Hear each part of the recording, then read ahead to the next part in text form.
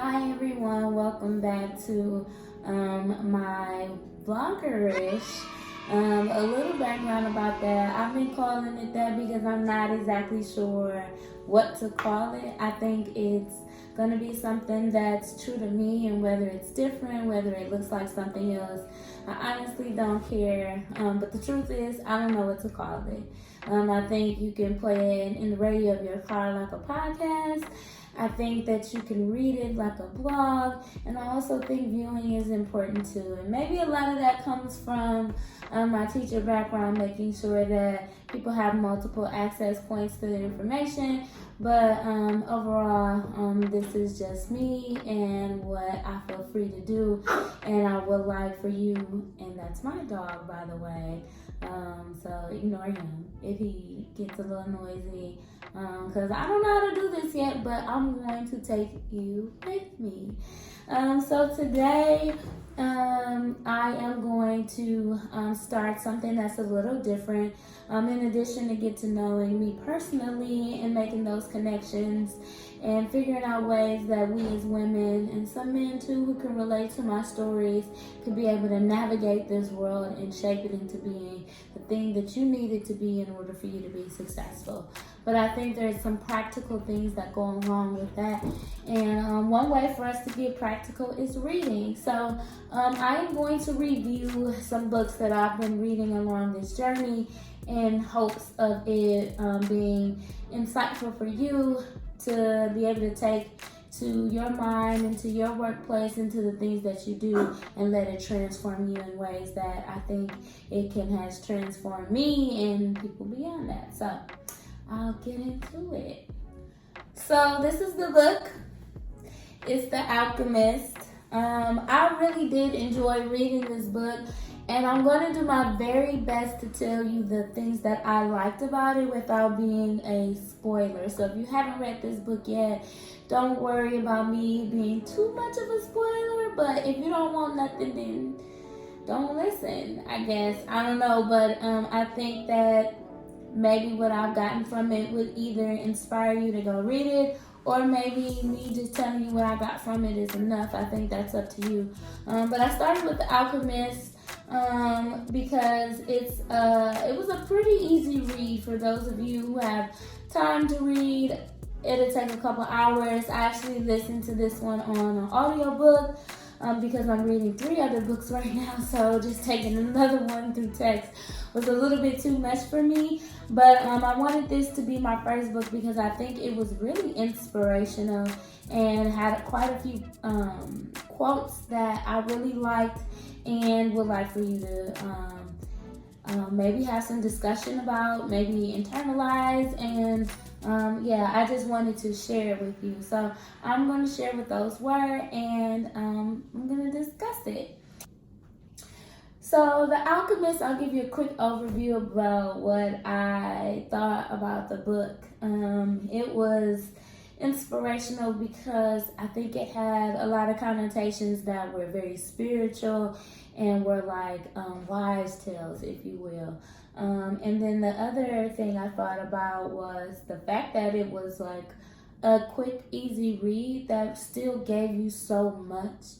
And so for those different reasons, I gave this book a 3 out of 5. Actually, I'm gonna go with 3.5 out of 5 because although it was a quick and easy read, it was very inspirational. And I do recommend this for anyone who is questioning where they're gonna go in life, what their purpose is. And so I'll talk a little bit more about that.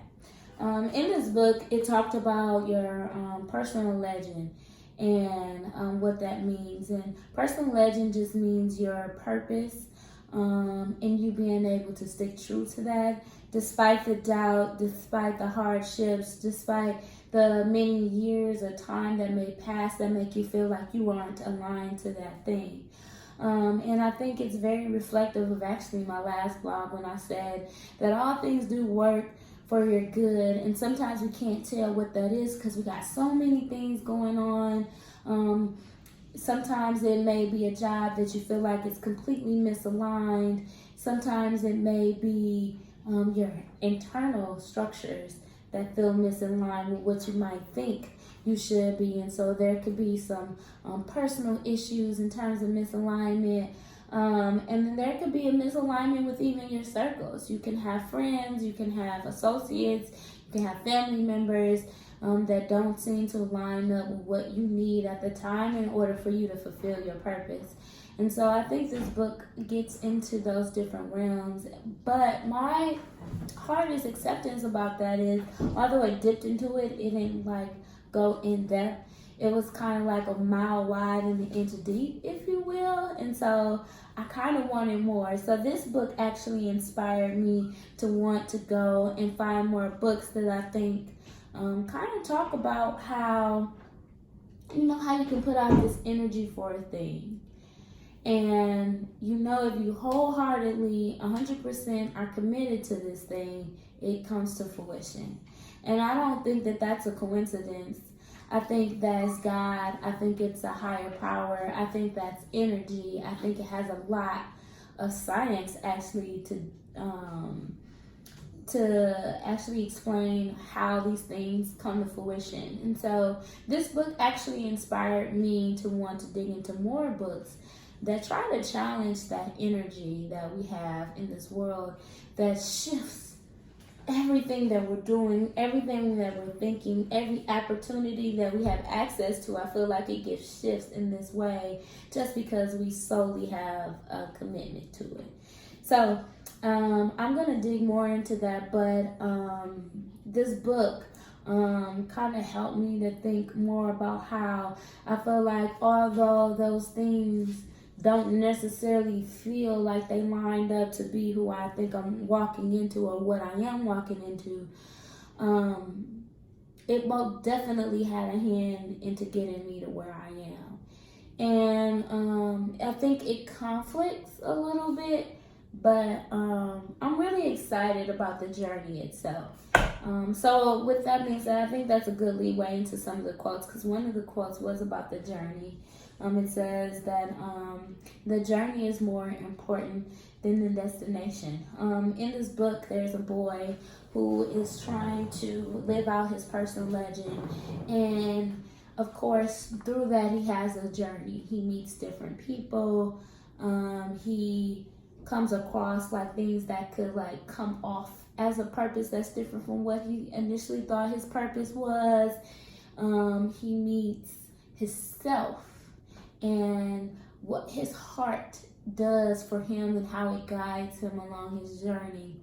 So I really personally enjoyed the journey about him and his heart in itself. It talked a lot about how there's a lot of tensions with your heart and your mind, and sometimes not knowing the difference and not knowing what to follow.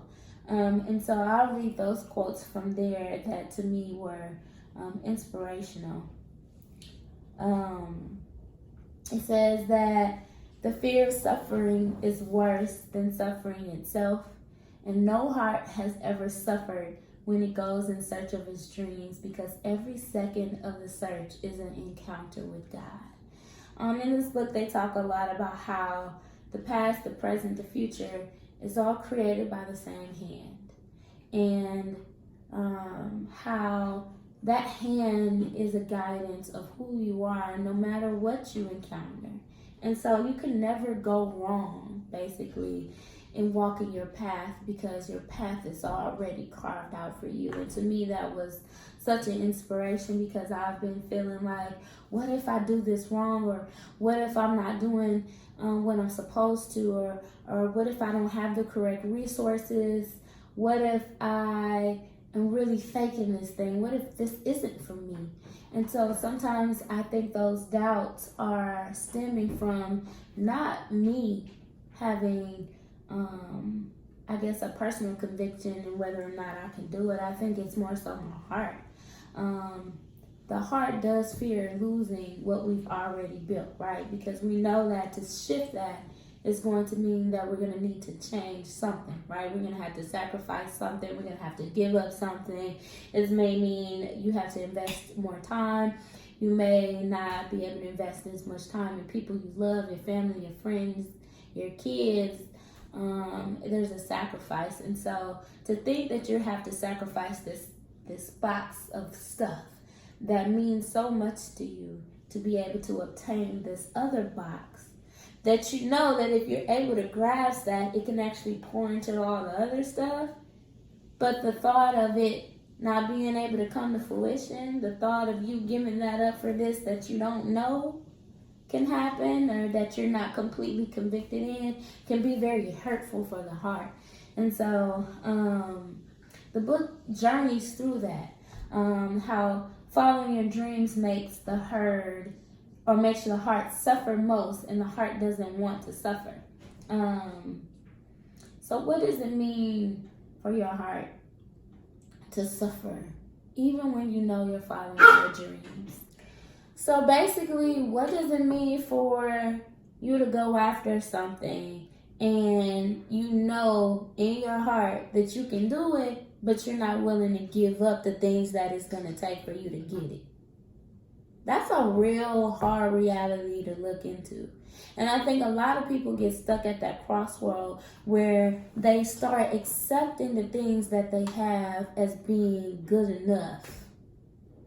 And they let their dreams and their aspirations and their heart fall by the wayside. And so I think that only the strongest of folks, the strongest of people, can look that in the eye and say, I am willing to lose something to gain something so much more than what I had. And I think that takes a lot of courage. I think that takes a lot of faith, and it takes a lot of coaching. I think it's important to have people around you who have been through that experience or going through that experience to be able to speak life into you, because that journey is very hard. So a piece of advice for me, and it seems in this book too, is to find people around you that are going to cultivate that spirit of being able to lose what you have to gain more. Because it's that hump of losing that I think a lot of people can't even get over or don't want to get to. But I think once you get past that and you start gaining more and seeing more and getting more clarity and being able to have access to your whole heart, is where you truly experience success. So with that, I'm going to leave a couple more quotes that I thought were super inspirational down at the bottom of this video on my blog. But in addition to that, I think it's going to take for us to be able to see a thing in order for us to see if that thing can happen. Because much like the book said, everything, history, past, present, is written by the same hand. There should be an example of success and what it could look like for you. And so the person that I'm going to choose, I'm actually going to read to you from this book. It's called In the Company of Women. I actually got this book from some co-workers on my last day at my job.